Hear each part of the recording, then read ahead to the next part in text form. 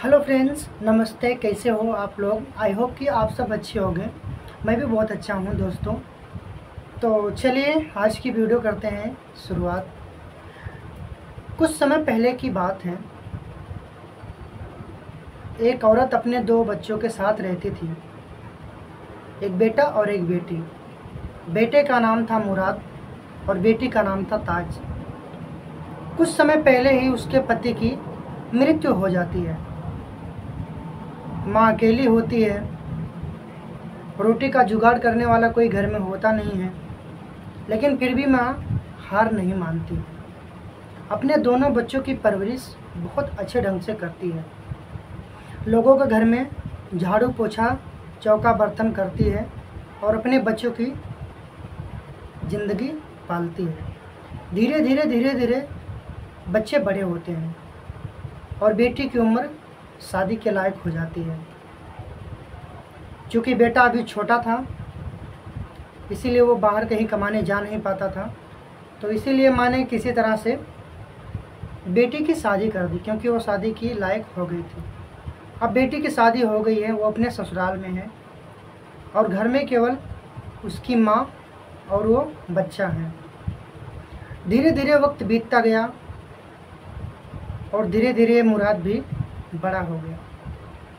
जब भी कोई परदेश से आता तो मुराद के मन में एक इच्छा जागृत होती कि अगर मैं भी परदेश जाऊं तो मैं भी कुछ काम धंधा करूं, तो मेरी माँ दूसरे के घर में जो झाड़ू पोछा करने जाती है वो बंद हो जाएगा।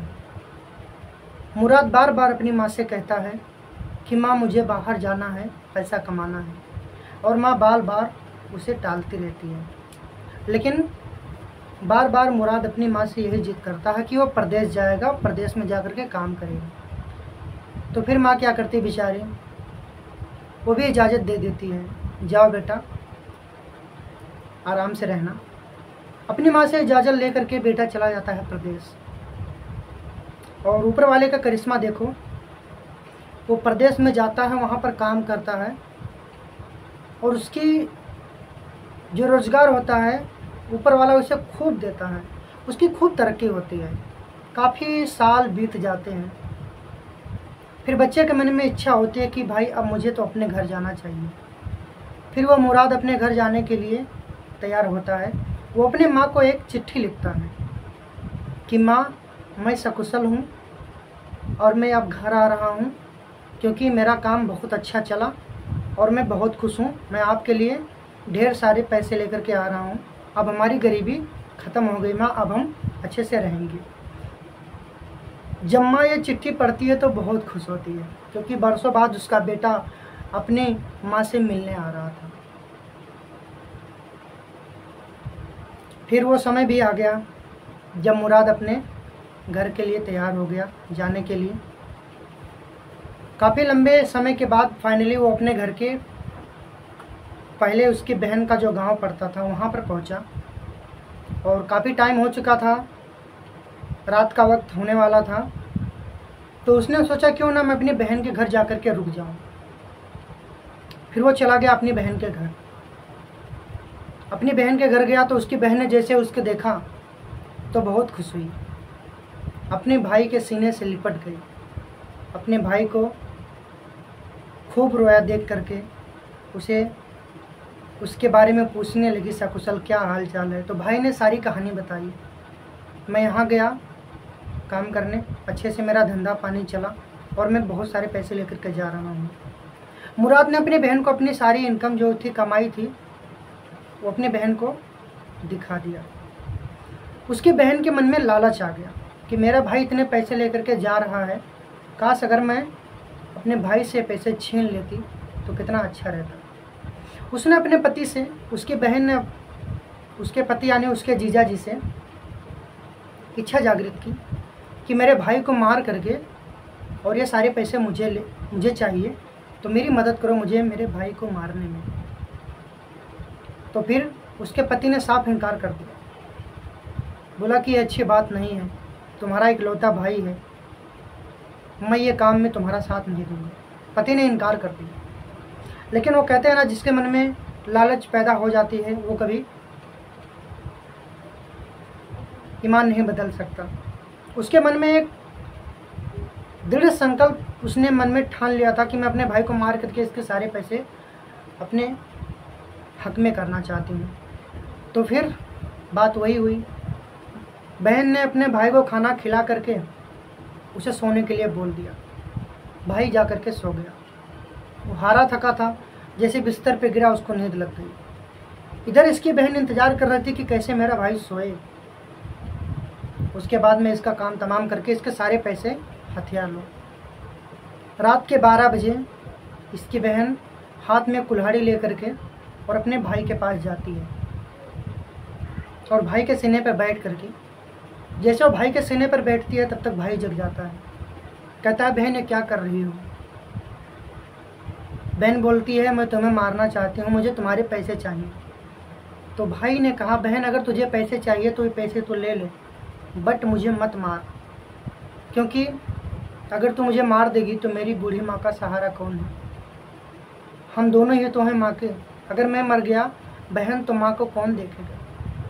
लेकिन भाई की बातों का उस बहन पर कुछ असर नहीं पड़ा। उस बहन ने सीने में कुल्हाड़ी मार दी और भाई वहीं दम तोड़ दिया।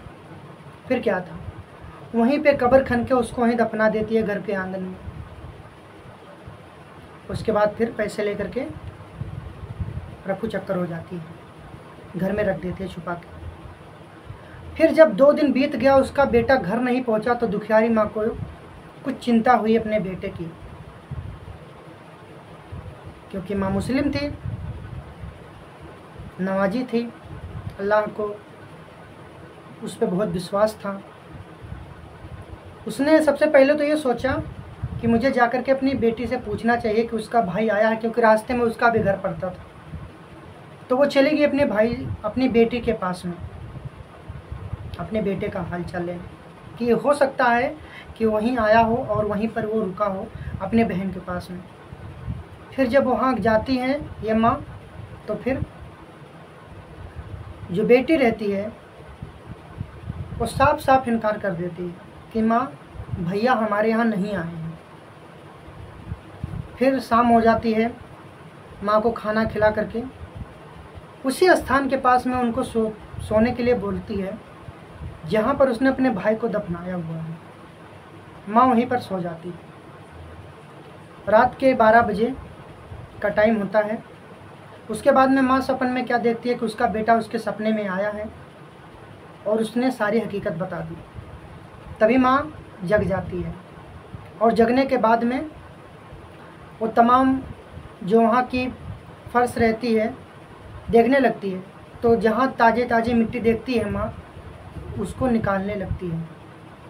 और जैसे ही उसको निकालती है तब तक क्या देखती है कि उसके बेटे का एक हाथ दिखता है। फिर माँ जल्दी से कब्र को हटाती है, उसका बेटा उसके अंदर रहता है। माँ के पहलों तले से जैसे ज़मीन निकल जाती है जब वो मुखड़ा देखती है अपने लाल का।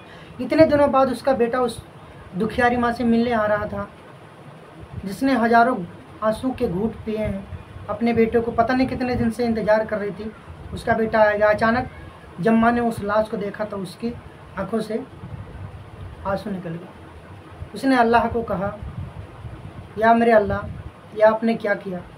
एक दुखियारी माँ अपने बेटे की आस में, और उसका कौन सहारा है? आपने ये सहारा भी छीन लिया।